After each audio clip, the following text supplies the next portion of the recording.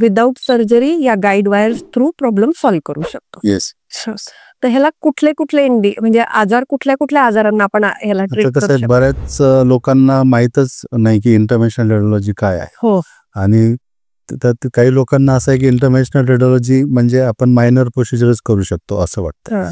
तर तसं नाहीये. इंटरव्हेन्शनल रेडिओलॉजीमध्ये आपण खूप काही मेडिकल कंडिशन्सची ट्रीटमेंट करू शकतो. जसे की मेनली आपण वॉस्क्युलर सिस्टीम मध्ये कुठेही ब्लॉक असेल तर आपण ओपन करू शकतो, किंवा कुठेही इंटरनल ब्लिडिंग असेल तर ती मधल्यामध्ये क्लोज करू शकतो. तशा प्रकारे आपण कॅन्सरवरतीही ट्रीटमेंट करतो. आता कॅन्सर जर असेल जेव्हा ऑपरेशन शक्य नाही तेव्हा आम्ही कॅन्सरला रक्तप्रवाह पोहोचवणाऱ्या रक्तवाहिन्यामध्ये जाऊन डायरेक्ट टार्गेटेड थेरपी करतो आणि त्याच्यामुळे कॅन्सर श्रिंक होतो आणि नाहीसा होतो. बऱ्याच दुसऱ्या जे ट्यूमर आहेत, किडनी ट्यूमर आहे, लंग ट्यूमर आहे, बोन ट्यूमर आहे, त्याच्यावर पण डायरेक्टली निडल टाकून त्याला जाऊन ट्रीटमेंट करू शकतो.